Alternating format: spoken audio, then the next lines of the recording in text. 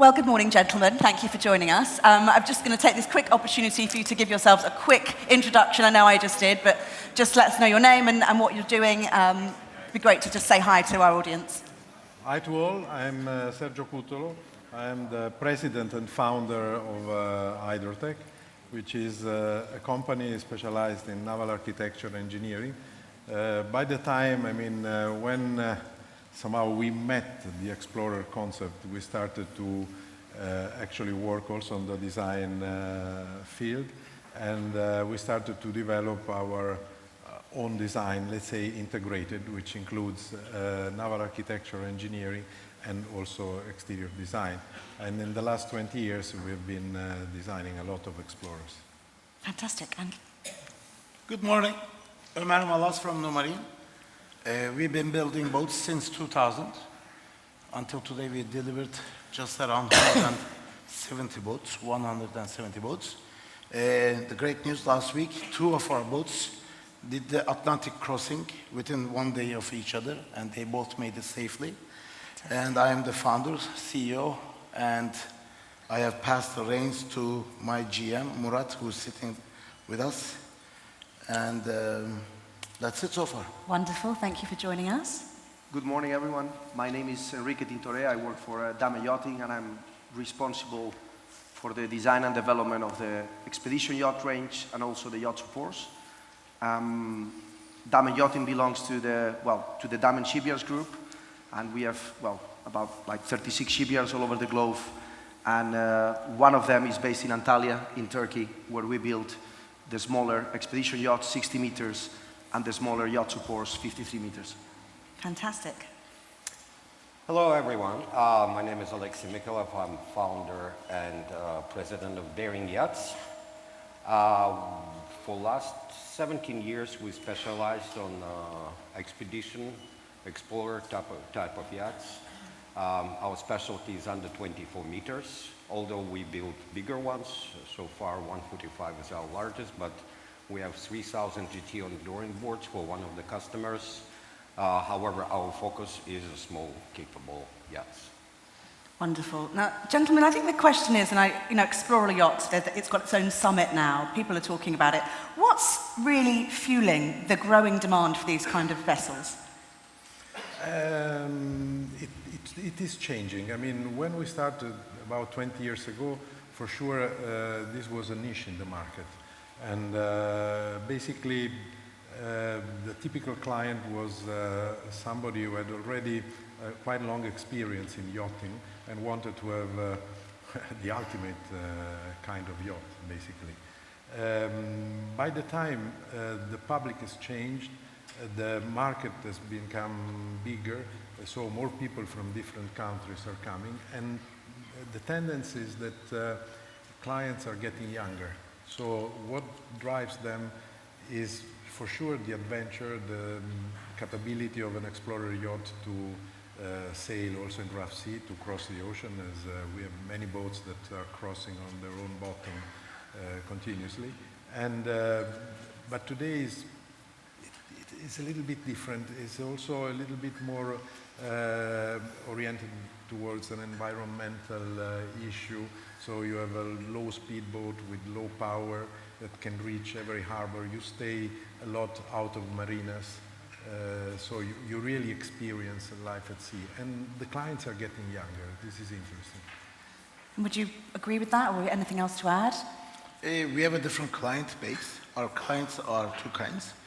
One, the experienced yacht owner, who is getting into their 2nd, 3rd, or the 4th boat, and they know exactly what they want. They like to have long range, less refueling, more comfort, and they do not specifically look for the major brands. They're getting into a quality boat building rather than brand building. That's our major client.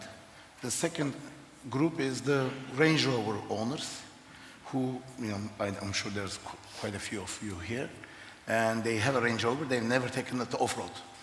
And we do have clients like that as well, but they are not the majority. Okay. And I guess at Damen we're talking about quite bigger boats. So in terms of that client, who are they? Yeah, no, absolutely. Well, I think both of them are spot on. You know, there is an interesting blend and combination between the experienced owners that they know exactly what they want, and therefore they are repeating clients that they want to go beyond the traditional destinations. As you know, south of France is very cool. I spend there, I don't know, my summers over the past 10 years, and I want to go beyond in a safe way as well. But I don't want any compromise on the luxury that I'm used to, but also I want to have the addition or the added value of being able to carry, you know, all my toys and all the things that make my experience, you know, call it active, that make me engage with the environment, with the nature. And then that's when the blending comes with the younger generation, that they are much more activity driven. It's just the boat might be at anchor for 10 days, but what you will see non-stop is just all the activities surrounding the yacht, whether if it's taking the landercraft to go to, I don't know, to an isolated island, taking the jet skis, taking the submarine, taking the helicopter to go, for instance, you know, now you see Antarctica becoming quite high on the list of destinations, for instance, you know, just going heli skiing there, for instance. And that's something that you see growing and growing and becoming more common and standard. So that blend between experienced owners, as they are saying, and the new generation is just down there as mainly the target audience for all these, let's say, expedition yacht demand. So I guess it's that thirst for kind of more experience rather than just to hang out in the south of France and go to Saint-Tropez and just that more, for example, experiential yachting rather than I think it's much more experience driven rather than just the luxury lifestyle that by default or the cliche of the super yacht industry has. You know, it's just, I don't want to compromise in luxury, but I want to go beyond and I want to be connected to the surroundings. Absolutely. Alexei, anything else to add on that? Or? Yes, I would say our clientele also looking at the function of the boat, not the obtain the boat as a piece of something. It's all what you can do on the boat. And we do have customers who are beginners, but usually beginners, they buy something and then realize that this something is not fulfilling their needs. So they want something more functional. And also we have people who's downsizing from super yacht size to under 24 meters. They tired of crew, they tired of expenses and many other things. So yes, clientele is getting younger in general. 40 years, I have youngest customer 33 years. That's interesting, actually, that you bring up the size of the yacht. So because we've got you guys and they're representing very much different sized yachts, what do you think the difference is between, for example, a client who's looking for something under 24 meters or somebody who's looking for a much bigger vessel in terms of their needs and their expectations? I mean, because we've mentioned they're excited by exploration, they're excited by using their yacht as a platform to enjoy themselves and do perhaps more, like you said, heli skiing or things that are a little bit more, you know, adventurous. How does that vary in terms of vessel size in this particular market segment, do you think? Because, like you said, you're specialising under 24 metres, over 50 metres, it must be very different. Although they want the same things, there must be difference. The first Xplorer we designed was actually on the limit of the 24 meters. Right.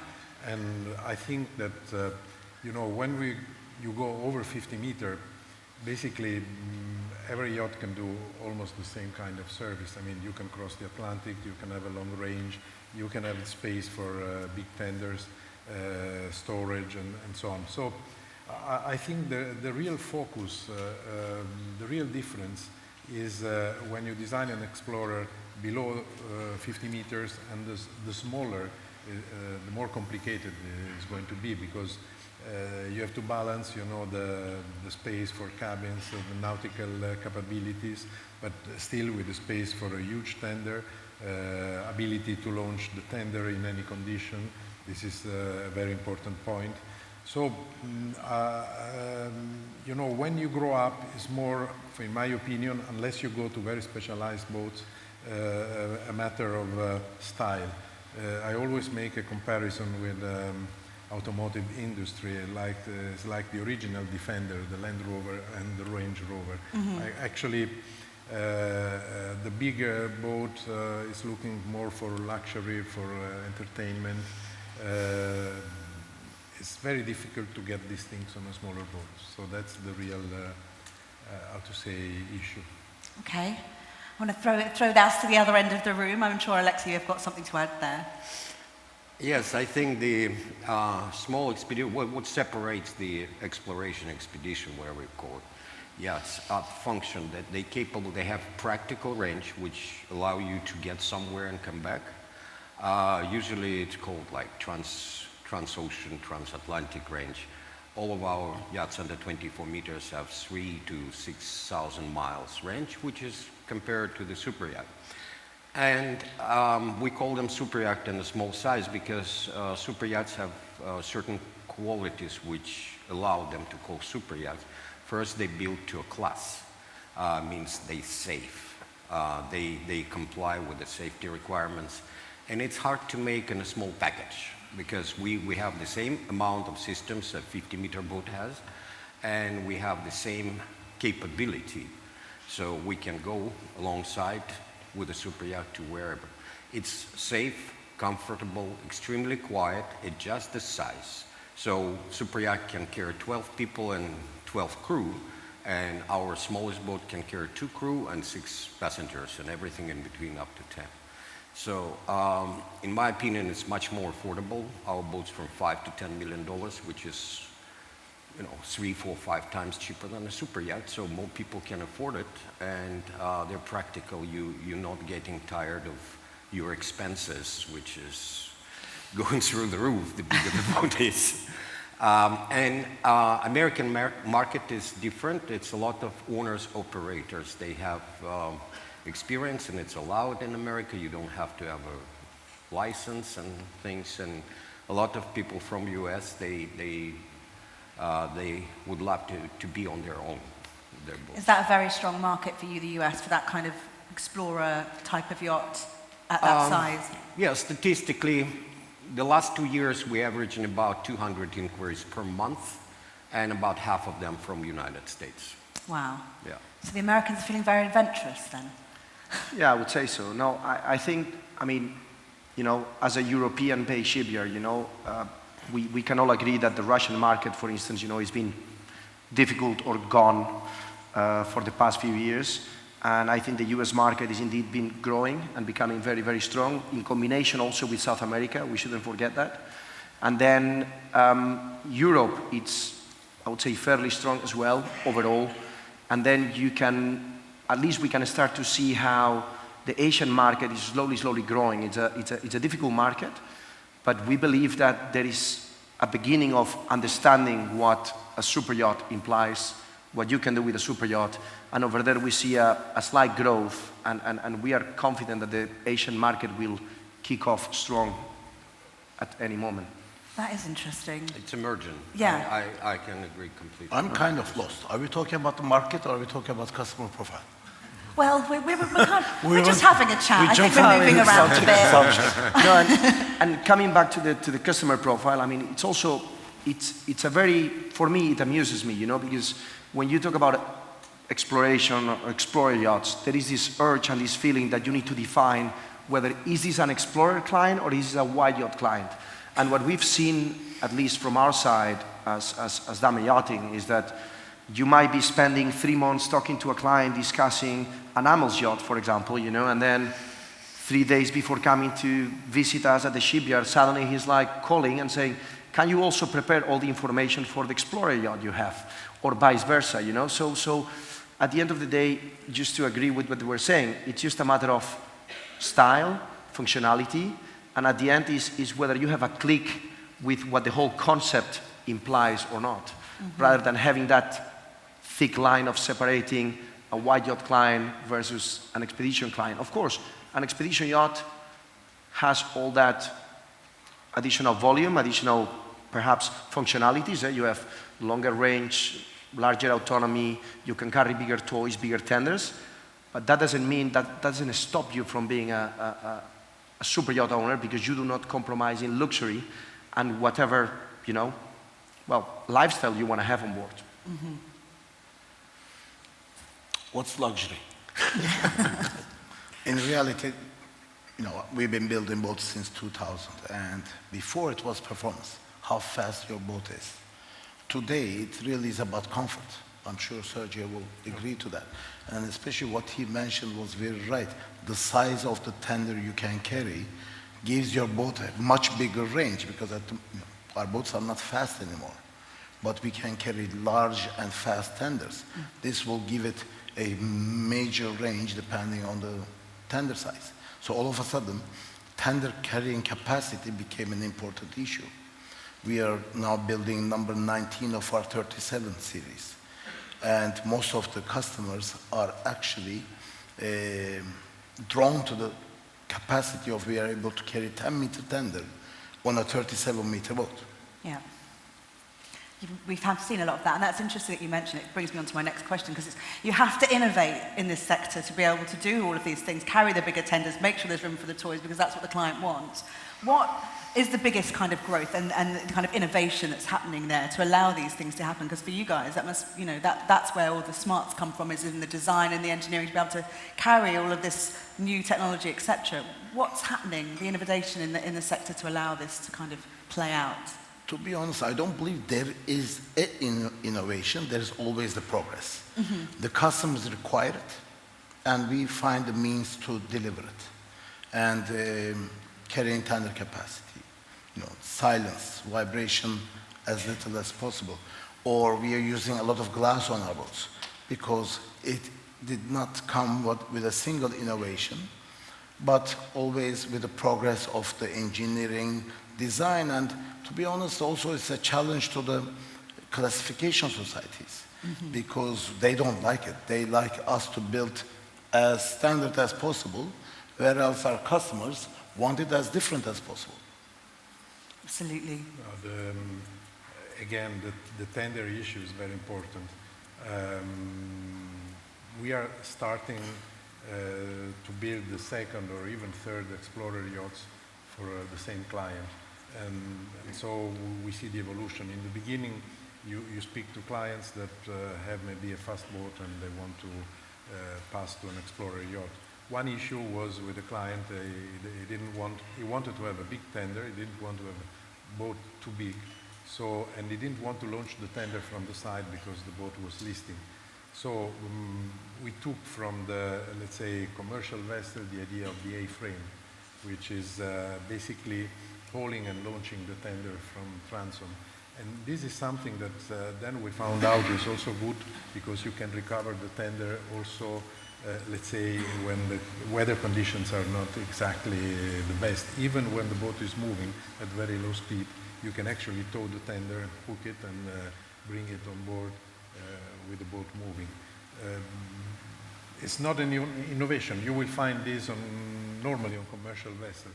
But it's bringing into the yachting world something that was not belonging to the yachting world. Yeah, that's an interesting point. Those sorts of innovations having to borrow from other parts of maritime to make this happen. Yeah, I mean, today everybody wants the forward-looking sonar. Is something that is already existing, but that was not existing very often in yachts. So it's really putting things coming from different industries and different fields into a yacht.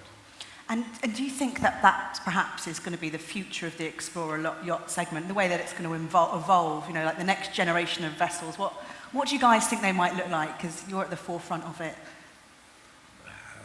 It's difficult. As Ömer said, it's evolution. And also it's very important that the public is becoming wider, and they also look for yachts that are not specialized for one thing. So they start to consider the percentage of the time they use the boat, let's say, in uncharted waters, and the percentage of the time they use it as a normal yacht. And also what we find is that a lot of equipment can be changed depending on the kind of trip you're going to have. Now we have a client who's going for 2 years around the world, and he has loaded his boat with what he wants to have. So there are some spaces on the boat that are a kind of convertible areas, and I think this is also very important, the flexibility that you can give to the boat. Having spaces that can be converted, diving compartment, for example, if you want to go diving, or toys if you go in summer to Sardinia and you want to have your wakeboard or whatever. Mm-hmm. And yes.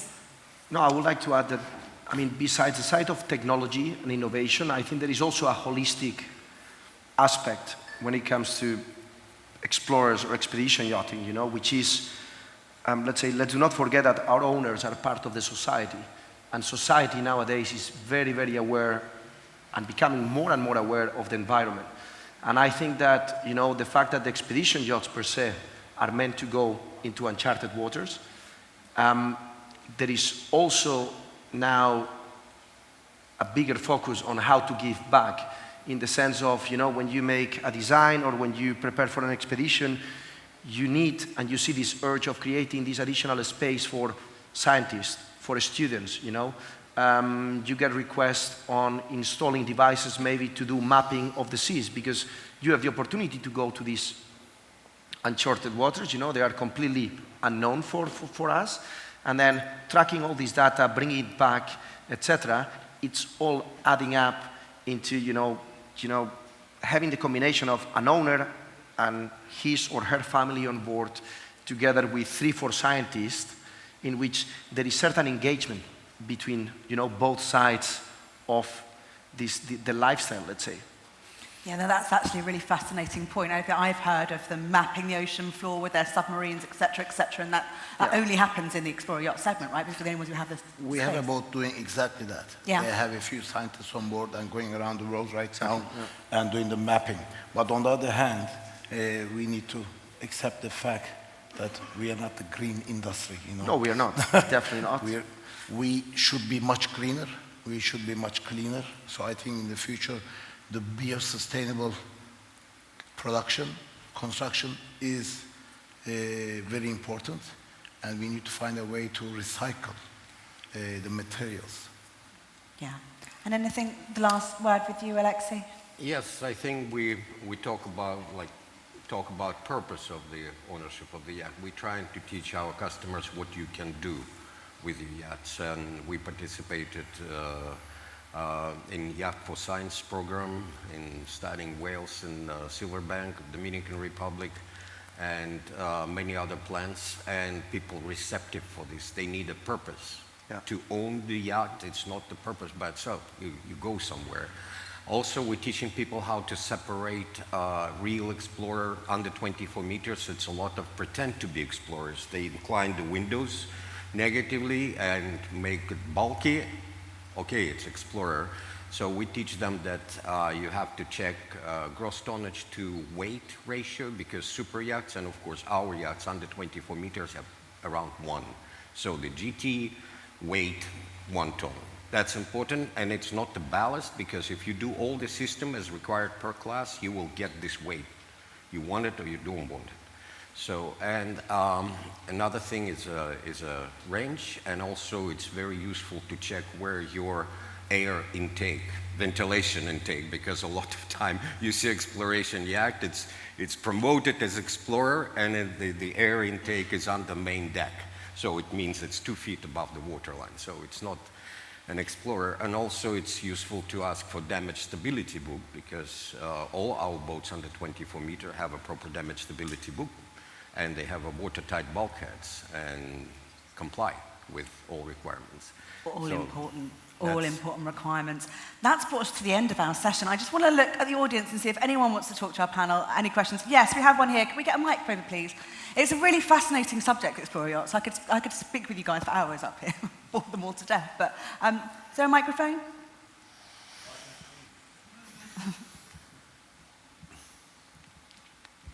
Hello. Hi, Sasha from Quantum Marine Stabilizers. One question regarding conversion projects. We see, let's say, last couple of years, a higher demand for conversion projects, especially to Explorer yachts. But also a lot of projects start very well, in the end they disappear. What is your take in general on conversion projects, and do you have any idea why or where the challenge lies besides the unexpected cost and so on? Thanks. Thank you, Sasha, for your question. I think that the main difference between, let's say, a new build project and a conversion is that with a new build project, you roughly know what is your starting point. And then with a conversion, it gets a bit trickier because you have an idea or, you know, a thought on where are you going to start, and then when you start preparing, you know, and let's say removing the layers and the layers and the layers in order to begin, that's when the unknown starts. And therefore, I think conversions are usually very, very attractive, but also well underestimated in a way. And that's why you see how, for instance, many big projects are starting as a conversion, and then you see them either fading away or coming up a few years later or whatsoever. So I think that is the main difference between, let's say, as new build, let's say, doesn't matter if it's a wide yacht or an expedition yacht. Let's go back to the expedition yacht. Yeah, you see this wish to convert, let's say, ice class tags, you know, offshore vessels, etc., into an expedition yacht. But then suddenly there is also another aspect, which is the expectation management. You are coming from a purely commercial platform, and then, well, you know, you are a super yacht owner, therefore your expectations are going to be, you know, at the super yacht, let's say, level in a way. And I think that's where it becomes quite delicate. As a naval architect, I would like to add that sometimes we've been involved into projects for a conversion. And the problem you have, especially when you're trying to convert a commercial vessel, is this vessel, they have huge technical spaces. So basically you have to try to compress these technical spaces to give actually the right space for cabins, accommodation. And also sometimes, unless they are very big boats, you have a headroom issue.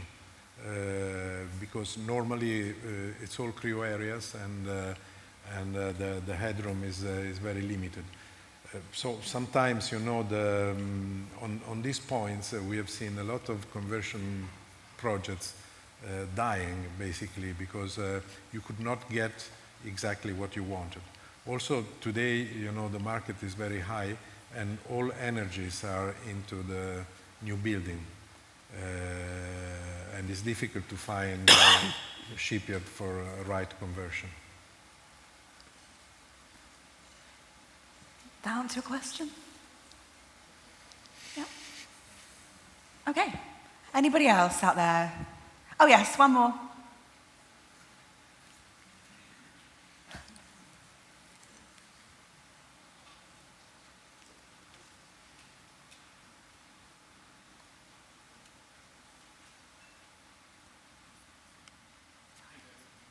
Okay. Hello, everyone. As you know, this is Ramazan Omak. As you know, the cars company, they start to use the hybrid and the battery system. Now, the motor yacht factory and the marketing, where we are, like, are we starting to build the yachts with a battery or hybrids? Where we are? We designed actually and delivered at least 3 yachts with hybrid package. Let's say a hybrid between diesel and diesel electric. So basically you can run with the main diesels or running electric motors on the generators. And the battery pack is mainly used as a booster, for example, so in case you need some extra power, or to spend some hours without the generators running. Actually, a boat is a very complex system, and how to say, is an energy hole, you know. You need a lot of energy for air conditioning and for all the systems on board. And the big difference with the automotive is that you cannot regenerate like you do in the automotive by braking or going downhill. So basically, anyway, you are charging your batteries with fuel. So it's interesting. It gives you the possibility to run at low speed in absolute silence. But for the moment, I think the cost is too high for the advantage you get. Yeah. I have a little bit experience on that because we've just delivered, our marketing team calls it hybrid, but it is not hybrid. It's diesel electric. They like the hybrid concept because people understand easier. But hybrid is much, I think, how shall I say, simpler. But on the other hand, you get less benefit. Whereas diesel electric, you're using generators for propulsion. We just delivered one 30-meter like that for my own use, by the way. And the advantage is it's quieter, vibration-free. You can put the generator anywhere, so you can utilize the space on the boat much better. But is there much saving on it as far as fuel consumption? Very little. As Sergio says, the cost is significantly higher doing the same thing. On a 30-meter, the cost is just over €1 million extra compared to a standard propulsion. So I think in time, these will come down. The batteries are there if you want to support or boost the navigation only for a short time, because then it draws a lot of energy. But we use 200 kilowatt, 230 kilowatt lithium-ion batteries for hotel load. All of a sudden, you're in a bay and you can be on battery for 24 hours, 36 hours, depends on the drop. So it increases the comfort significantly, but not the efficiency. Yeah, I think also something we shouldn't forget is the space. So the additional of, we are working as a shipyard, you work very close with not only with class and the authorities, but also with the co-makers, see how you can make, systems more compact, systems lighter, but also if you have a 60-meter boat, you have a 60-meter platform to play with, and that's it. So if you want to add X amount of battery power, that's going to be taking space and weight from somewhere else.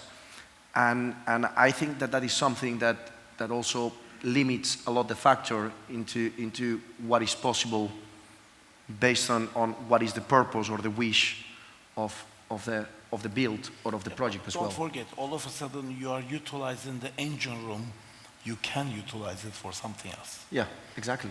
Because you need the engine room regardless. But you can utilize it. For example, on our 30 XP, we have one generator in the bow, underneath the crew. Whereas in standard propulsion, you cannot do that. You cannot. So there are advantages as space use, but like I said, efficiency is another story. Absolutely. It's a fascinating subject, this, isn't it? We built 3 boats so far in hybrid. I don't like it. This idea in general. It's not safe fuel, that's complexity and question to reliability, because it's all new, even like big and reputable company like Danfoss, they have their issues still. And in my opinion, what we do and recommend to do is to have a shaft generators and have a big bank of batteries, but for the hotel load. So it means everything run off inverters, and you can charge on the way. You don't run the generators, and at anchor, you run generators simultaneously, charge up, and then 24, 72 hours, whatever your bank allow, and you load. The boat staying silent and not no emission of any fumes. So this makes sense for today's technology. Tomorrow, when we will generate power with something else other than diesel, makes sense. That's a big question, isn't it? What's the next power? But that's a whole different panel. I want to say thank you for you guys for joining us. Fascinating about Xplorer Yachts, and thank you. Thank you. Thank you. Thank you. Great to see you.